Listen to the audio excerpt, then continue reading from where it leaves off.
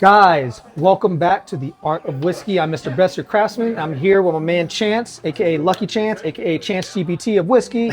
You go down the line, he has plenty of names. That being said, we're doing old fashions tonight, and the whole premise of tonight is to highlight the spirit. Now, my man Chance, of course, one time we were talking old fashions, and he was like, yo, I prefer my old fashioned with, what, you said the Maker's 46? Yeah. French oak? Yeah, right. When you walk into a bar, my favorite bar is when you order an old fashioned, and I say, what bourbon comes in the old fashioned? They say, any one you want. I'm like, oh, if I'm going to pick, it's going to be Maker's 46. Yeah. That being said, my man, so walk them through what we have here tonight, and then we're going to talk about spirits and more so highlighting the whiskey versus masking it. Me personally, when I used to make old fashions, especially when I'm trying to introduce it to people who are now getting into whiskey, one of the things that I've always done was so that they can enjoy it. They were like, I don't like the burn or that high proof whiskey taste or anything like that. So I don't want to be able to taste it. So I build it to mask it. So I've always built old fashions on masking it versus actually highlighting the spirit. But now that I'm around a bunch of whiskey drinkers now who truly enjoy the spirit, exactly, they want to taste it. Yeah. So I'm like, yo, Chance is the perfect person to walk us through these different whiskeys here. Why proof matters, especially when you're talking about enjoying the whiskey in the actual cocktail itself versus masking it, and we're gonna go through all that stuff. But first and foremost, what do we have here, my friend, as I start to build out old fashioned number one? Yeah, so we kept it easy with 4. We've got more that we can do later, but these 4 are very diverse, and that's why we're gonna do those. We have 125 proof rye. Okay. That stands up very well in blinds by itself. People will drink this straight all the time, so they are gonna like this whiskey, and it's not too expensive. It's under $40. Yeah. All right. So then we have a very, very cool whiskey blendery bottle. Yeah. And it's called Old Cherry Cola. And it's got that cherry cola, like cherry flat cola flavor to it. Now, I thought that would complement an original old fashioned pretty well. Yeah. And then we have a Valencia Penelope, which is a Caraca de Naraha finish. Caracara de Oraja finish? Yeah, and that basically means orange. So that orange will also play well with this. And then we have a Maker's 46, which I believe, I don't know if you guys ever drink Maker's 46, but this thing is so cherry forward to me that I think it will play so well with that you may not even need a Luxardo in your drink. 100%, man. So tell me this, man, what is it that you enjoy about whiskey, and then at times, what is it that you enjoy about making old fashioned or enjoying an old fashioned? Let me ask you, those two things right there. Yeah, so old fashions come into play for me. I rarely make them at home. I will only make them if I'm entertaining, to be honest with you. But they play for me when I go into a bar and I look at the selection and I'm like, I don't really want to drink any of that straight. Yeah. Can't go wrong with an old fashioned. They have Makers. I'm okay. Yeah. So it always fits the bill when you're out social gathering. And also, if you're in a social gathering, you don't want to drink 125 proof, 150 proof whiskey that would interfere with your abilities to have conversations. Yeah. Then you want to stick with a mixed drink. And old fashioned is something you could sip on. It even gets better as it kind of melts. And that I enjoy that. So it's a drink I can take my time with. Yeah. So. And that's the part right there, is taking your time. As I've learned through the years, whiskey is all about taking your time. Not through the years, in this time frame now that I've been drinking. In the last year. Yeah, in the last year. Now, I mean old fashions in general. Old fashions actually help me slow down. Yeah. Of course, coming from a party state at one point in my life, chugging things, chugging beers, chugging, vodka sodas, whatever the case may be. But then when you get to the whiskey space, I'll never forget when I was like, I want to try to get into whiskey. And I started with Scotch. And I started with a Macallan 12. Okay. And they gave me a nice little 2-ounce pour. And in that, I was like, oh man, I'm going to get into this. I remember taking that first sip, and man, it took me almost an hour and a half just to finish that one little thing of Macallan 12. Had to force it down? Oh my gosh. I was like ready to go back to an old fashioned. Yeah. My palate wasn't there yet.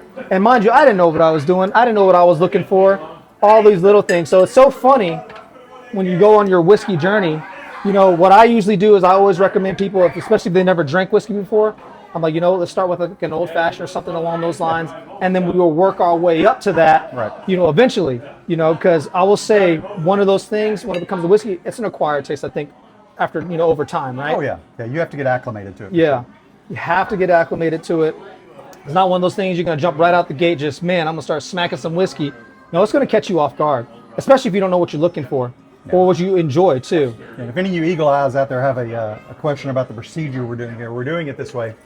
And trust me, Gervardis knows how to make this the proper way. Oh yeah, But we're doing this with intent so that we can add the ice to these last. yeah. So that we can compare them with several people. And so they also don't dilute too in the process. Right. So that's why we're making these bases, as you see here, Yep. with each one of the whiskeys, and then we will properly dress and finish these. 100%. And we're doing it the traditional cocktail way. Yep. If you guys do not know, the original old fashioned was actually called the cocktail, and that's where the cocktail name originated from.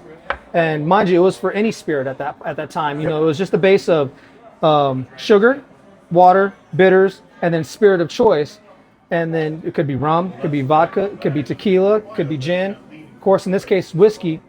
It's not until the late 1800s when people started, experimenting with different ways on how to make an old fashioned. Well, my bad. How to make a cocktail. Right. Then people started asking, you know what? I just want it the old fashioned way, hence the name. Where it got its moniker. Where exactly. So this is we're using that base recipe right now to start. Actually, I'm over here jumping the gun. Let me slow down a little bit.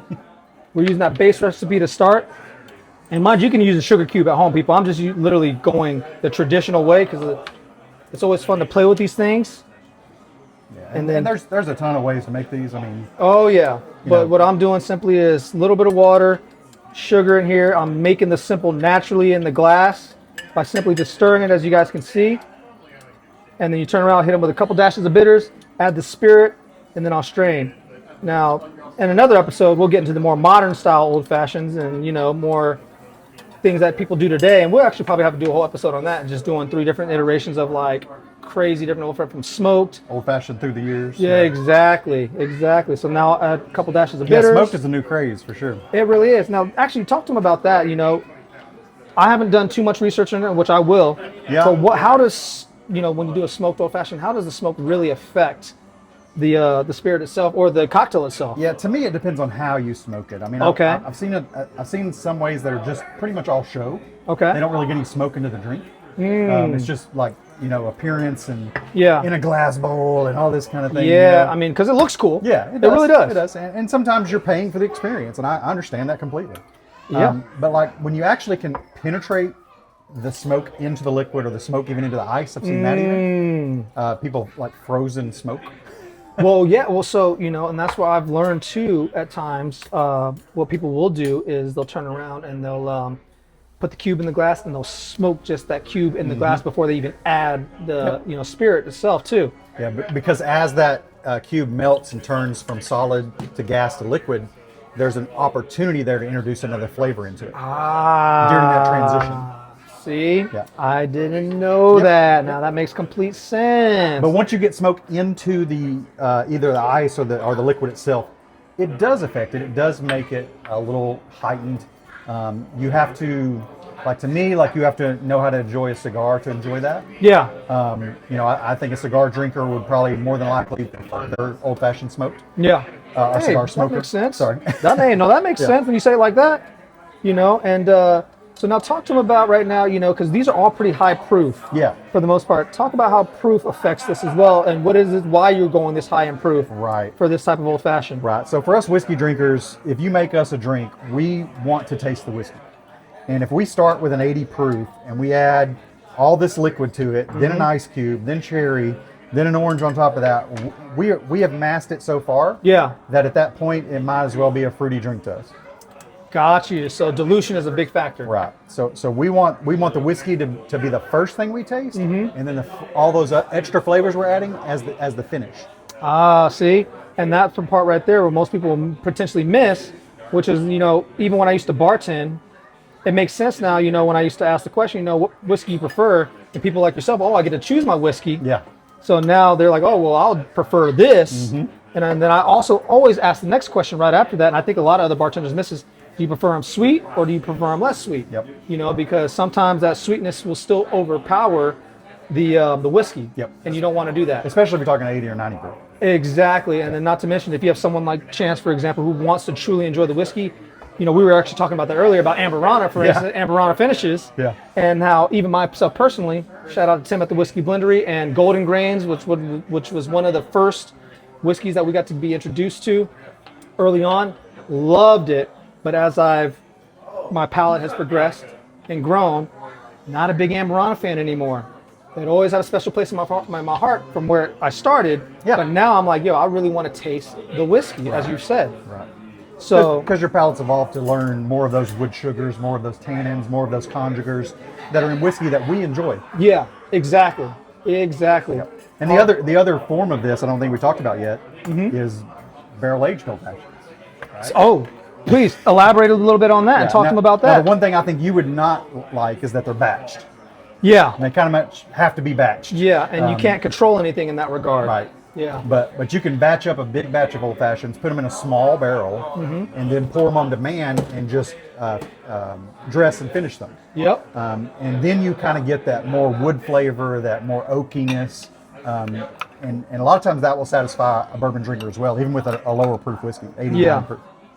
Exactly. See, and that's the part right there. It's like, yo, there's so many different things that you can do, but if you're doing this at home and you're a person who enjoys just the spirit itself, and you don't want an old fashioned that's overpowered by all the other ingredients. Like, I make a man's best friend's old fashioned that requires Di Serono and Grand Marnier, and I'm not gonna lie, for someone like my man Chance, it'd be too sweet. Very. Too sweet. And it's crazy. I actually dialed back a lot of the metrics on that specifically. I upped the whiskey and I brought back the liqueurs. Yeah. It used to be an ounce of each of those in there, and then 2 ounces of whiskey.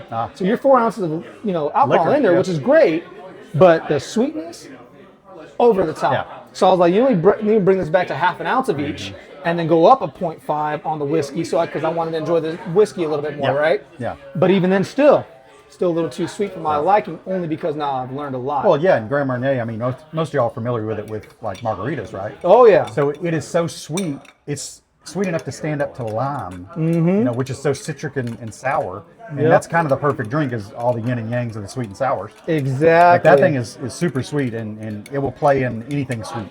Exactly. And someone, once again, shout out to some of the people who've been watching and been trying some of the recipes at home that you guys have seen me make. They asked a question about the old fashioned, like, hey, back to the sweetness thing. Hey, when I made my old fashioned, it was a little too sweet for my liking. What can I do? Well, the beautiful thing about anything that you make when it comes to cocktail wise, or even in cooking, you can always adjust the recipe to your liking. And you'd be surprised at what you figure out. So don't be afraid to experiment at home. Like, you know what? Maybe there's a little bit too much sugar, so let me just dial the sugar back. Or maybe, you know what? I like where the sugar's at, maybe up the whiskey a little bit more. And instead of maybe 2 ounces, let me go 2.5. Yeah. And you just start playing with your metrics in that regard, and then you'll identify very quickly what it is that you do enjoy and what you do not enjoy. Yeah, and I think it's good to experiment and find out where your happy medium is, because something you think you may not like, you may actually like once it has all this put together. There you go, see? And that's why I have my guy Chance here, because he's one who can definitely highlight those things and articulate that in a way that I'm actually learning because I'm great at putting these things together and making it make sense. But when it comes down to the technicalities, understand how to highlight the spirit, or even break down the technicalities of the spirit. In this case, how he's like, yo, let me bring all these high proofers because we want to talk about enjoying the whiskey. I'm like, okay, well then if I'm going to do a version of this, I'm not going to make man's best friends with all these. I'm going to do the traditional cocktail style, because that's going to allow us to enjoy the spirit. Go ahead. Are we gonna have a way to differentiate these? If not, hand me a couple straws and I'll fix I got that. you. I'm gonna cut some links. Yeah, here. Cut them right in half. Yep. Boom. I'm gonna do a 1, 2, 3, 4 short. Yeah. So I'm gonna flame all of these. That was weak. There we go. Boom, boom. Flame orange peel, people. Make sure they're kind of thick. You want to make sure that there's some texture on the outside of the orange as well too, because that's what's going to release all the oils and give you that flame component, like you'll see right there.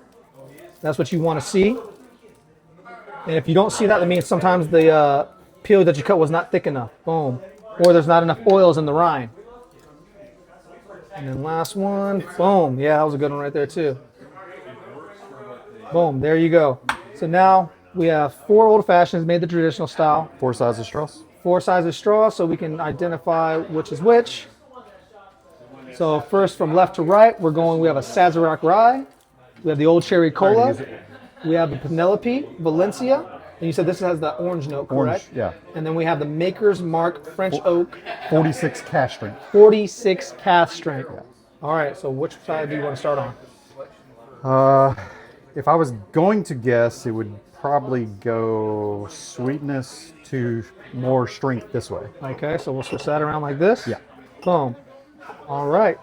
So go ahead. Do the honors, my friend. And don't get me wrong, these are all going to still get drank tonight. Yeah. Someone's going to drink them. Oh yeah. Yeah, we ain't wasting no booze around here. Started strong. Started strong. So you started here, right? Yeah. So you're going strong to... No. Full of flavor, Fully flavored. cherry, and you're right to not put Luxardo in there at first because it yeah. already has the cherry. That's what I'm saying, man. Yeah. You know, and that's the part right there is like you got to be very careful when you're doing things like this because one thing can completely throw it off. And that's why I was like, when he said that, I was like, he asked me in the beginning, he's like, are we going to put Luxardos in? I was like, probably not, only because I think it's going to take away completely from the whiskey I'm itself. glad I brought that. Really? Yeah. Okay, so he's over here. So he did the old cherry cola. He's already done the Maker's 46. Yep. I'm going to be right behind him on this.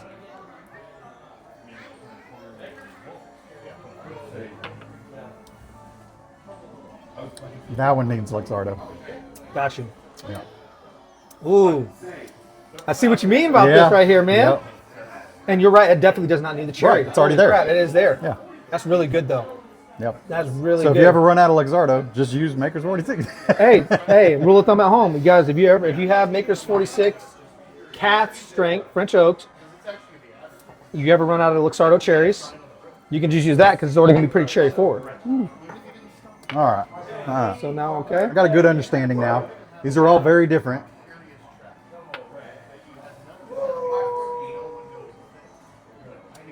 Ooh. Yeah. That's what I said. I'm glad about that one. That is actually pretty cool, man. Yeah. That is really cool. Yeah.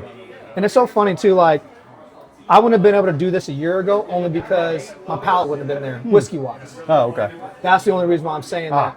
Because now I'm able to identify, from a whiskey standpoint, certain flavor profiles. Yeah. You know, it's just like in wine when you're pulling out certain flavors, but in this case, when you're doing something like this, especially when you're mixing in other ingredients, if you don't have that palate, it'll be very difficult for you to identify certain characteristics or being able to see the difference across these. Yeah, and I guess all these are. Oh yeah, this is the only one under 100 proof. Everything else is 110 or above. Mm-hmm. But none of these taste strong as far as like whiskey forward or hot or burning or anything No. like that. There you go. That's a good way to put it.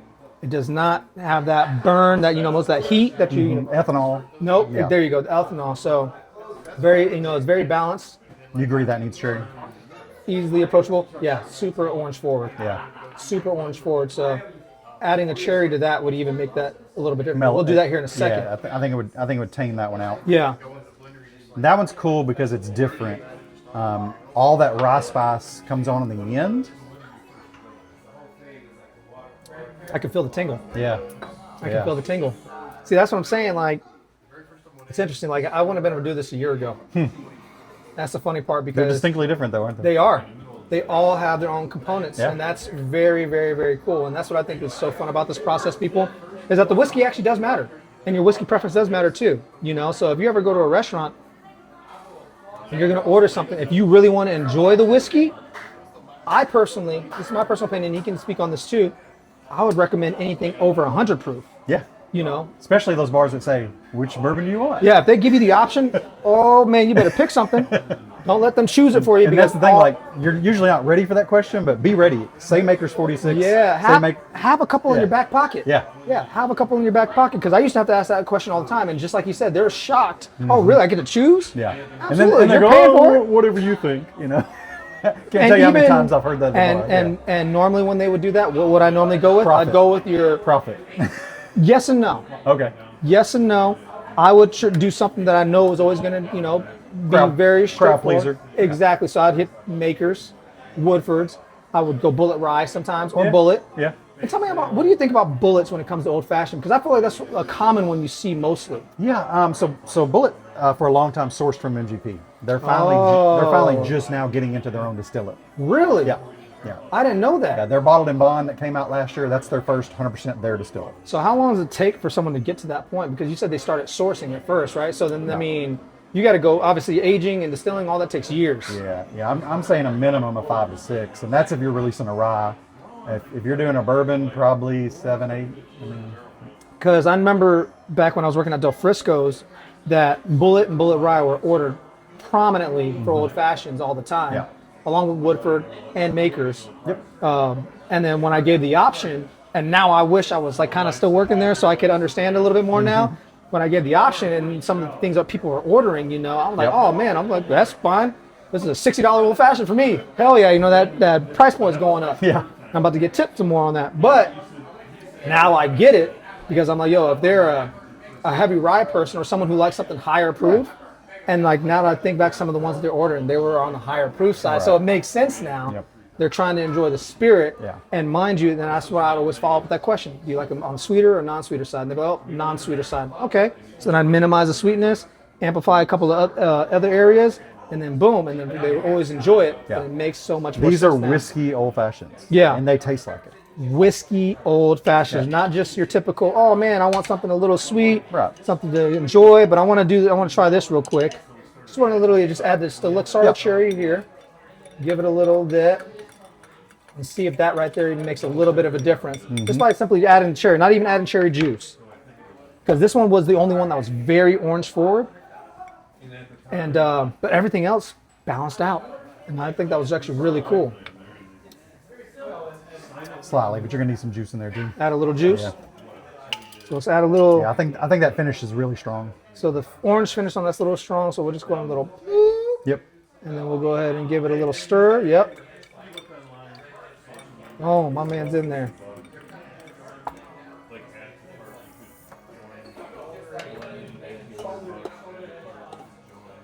That's it. Is that what it is? Yep.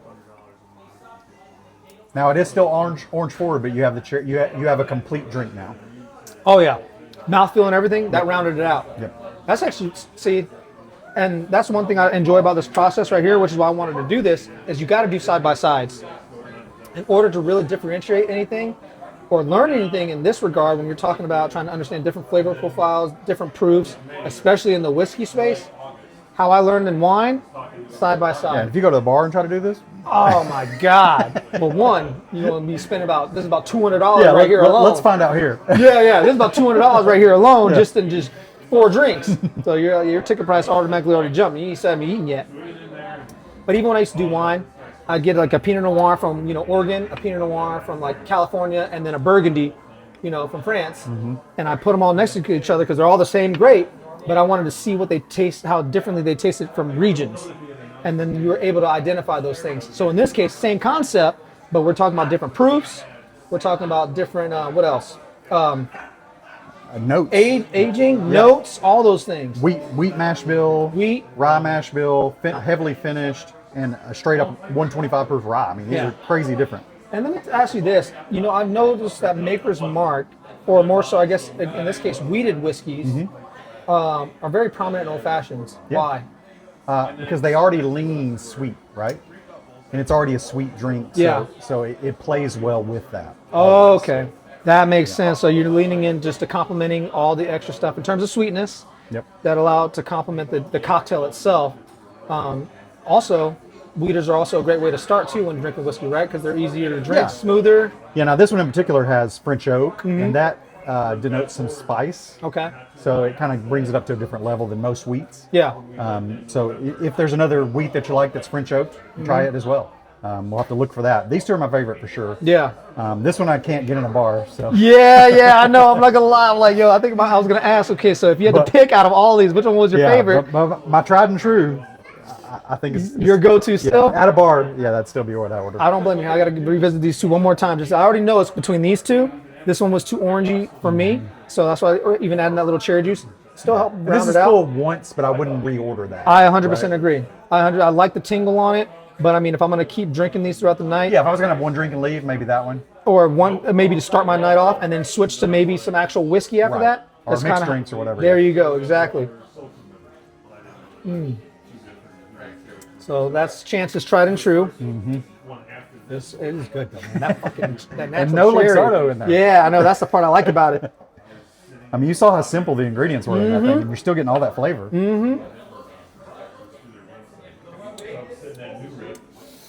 Woo! This one's good. I like it. I just can't order at a bar. Yeah, that's the only downside. People are like, I'm not gonna lie, you won't be able to order this at the bar, which is why I'm like, I want to pick it, but I'm like, in all fairness, I wouldn't be able to order this anywhere else but here. But we can order it here all day. That's the part right there. So if I had to pick my number one out of all these, it'd be this one. Yeah. Now, close second for sure this one. Third would be the Sazerac. Last would be Penelope for me. Yep. Yeah. How I about agree your? with that. I agree with that. Yeah. So basically, boom, boom, boom, boom. Yep. Dang, man. And this is the most obtainable. Okay. Bars aren't really going to have this. Bars aren't going to have this yet because Okay. it's so new. So this is definitely going to be the most obtainable old fashioned you can get when they say, "What whiskey would you like, sir?" Yeah. Hey, there you go. And your biggest recommendation, based on your experience, bourbons or whiskeys that they should keep on deck at home just for old fashions if they had to have like 2 to 3 options. Definitely the Maker's 46. Okay, so that's going to be this right here. Yeah. And not the regular 46 in that like roundish oval bottle, right? You know what I'm talking about? The cask holds up. Okay, because that's the, like I said, it was crazy when Eric brought all of those makers today. Yeah. And I'm like, yo, I've never seen any of these. Yeah, all the license plate series. I've and never wood seen finishing and all any that. of those. Yeah, I've only seen regular makers and then like the Makers Yeah, 46. and all those today just those are limited editions. They're, Okay. They're one and dones. Okay. Once a year. This is on the shelf, tried and true everywhere. Okay, cool. So you can find this tried and true everywhere, people. So highly recommend having this in your arsenal. You want to definitely have that cherry note on your old fashions. And also, what's the proof on this? 110. Oh, there you go, 110. You can still enjoy the whiskey in this as well. Yeah. So I say Makers. Okay. If you're going cheap, Okay. but good, I'd say Wild Turkey 101. Oh, really? Yeah. Interesting. Because it has a cherry note too, like a medicinal cherry. Really? Yeah, and if you put enough sweets in there and bitters in there, the medicinal will go away and it'll all be sweet. Oh, see, I would have never guessed that one. Yeah. All Turkey 101. And then I would just say a rye, just for something Just any different. rye? Yeah, any rye that's 100 proof or higher. Okay. I was going to ask if proof matters. Okay. Any rye, 100 proof or higher. Yeah, if you want billet, you want Saz, you want turkey rare breed rye, you want any of that stuff, yeah, just any of those ryes will work. That's awesome, man. Well, hey, Chance, my man, I appreciate you for bringing all these phenomenal whiskeys to help do this experiment here. And here at the Art of Whiskey, remember, there is an art to this thing, people, and we're going to continue to keep having fun with this, doing more experiments like this. I was even telling Chance last week about one time I did old-fashioned cocktail pods. So we're going to really, really keep, as the weeks progress, start diving into the creativity side of this, trying all different types of things. I mean, hell, you guys even saw me do a New York sour the other night, where we did a little wine floater over a sour, which was actually pretty cool. So there's all different types of things that we're going to really start diving into here, trying things, highlighting spirits, highlighting the craft side, the creative side, and then give you guys the step-by-step instructions so you guys can turn around and try this stuff at home and have fun with it yourselves and see what you guys can come up with too. Remember, when it comes to making cocktails, it's not one size fits all. You get to play with it and have fun with it. As you even saw, we just did 4 different, old fashions, same build, and even one of them we had to doctor with a little bit of Luxardo cherry juice just to get it to balance out and fit the profile that we're And looking if for. we poll the room right now, everybody's gonna have a different favorite, right? And they're not wrong. It is their favorite, and I can't argue with that. Boom, that part right there, and that's why I used to almost not necessarily annoy me, but when people were like, "Oh man, this and There's that," or only this, one way. I'm like, No. no, not really. I was like, at the end of the day, he's gonna like what he likes. I'm gonna like what I like. He's gonna like what he likes. They're gonna like what. It's all subjective at the end of the day, man. That's how it is in wine. That's where I came from was the wine world is all subjective. What I might get on my palate on here, you might not get, but you might get something else, and that's fine. Yeah, Jimmy Russell. How you drink whiskey? Any damn way you like it. Boom, right there. He said it first, right there, people. As always, appreciate you for tuning in. Cheers. I'm gonna drink. Actually, no. I'm gonna let you. I'm gonna drink chances. I'm gonna drink chances. I'm gonna let them enjoy We the can whole make cherry. more. Yeah, we can definitely make more. But cheers, people. Cheers, Keep it guys. whiskey, and thank you so much. Keep it old fashioned. Boom. There you go.